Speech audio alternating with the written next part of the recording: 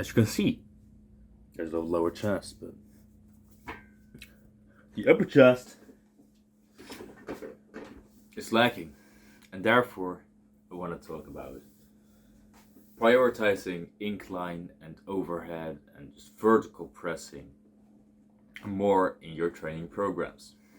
Personally, I have recently been introducing more incline, more upper back work, more shoulder work, because these are areas I want to develop more and I think look very good for aesthetics and bodybuilding.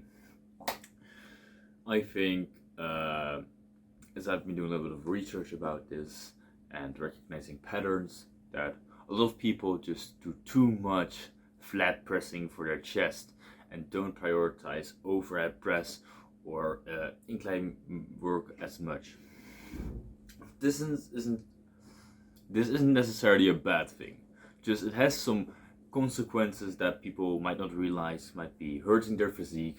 If you do a lot of flat pressing, your chest will become eventually quite well developed, but it's going to have more of an emphasis on the lower part of the chest. And now you want a well developed lower chest. If you don't do enough incline work, you're going to have some chest that it's going to look a bit like boobs. And to be honest, men shouldn't have boobs.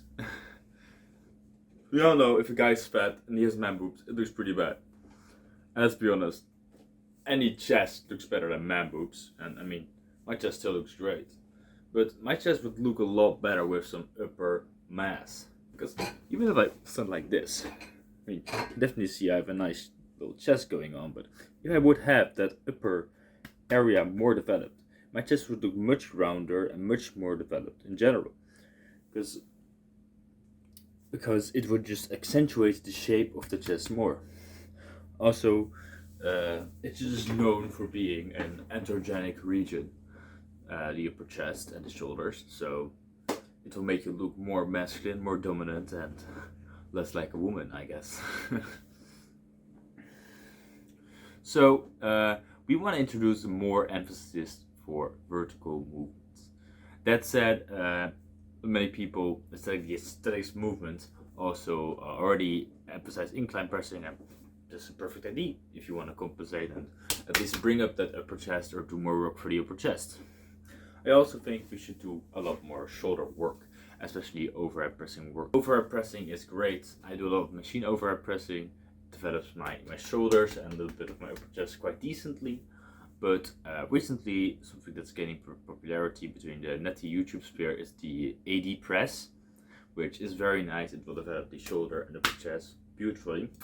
And if you can perform this lift, it's basically a 80-degree, just barely not vertical shoulder press or incline press. That greatly just develops the shoulder and the upper chest. And if you do it on a Smith machine or barbell, it's very scalable. It's very scalable. And therefore, I would also recommend you start with an incline, a movement such as an incline barbell bench or the AD press. Prioritize that upper chest development, and maybe at the end or further in your workout, do some isolations for the upper chest, some flies, or personally, I've been experimenting with some Gundia shrugs, which are shrugs where you can also target the upper chest. And I think those are also quite decent and could be a nice tool to maybe nucleus overload or add some variety to your training. So furthermore,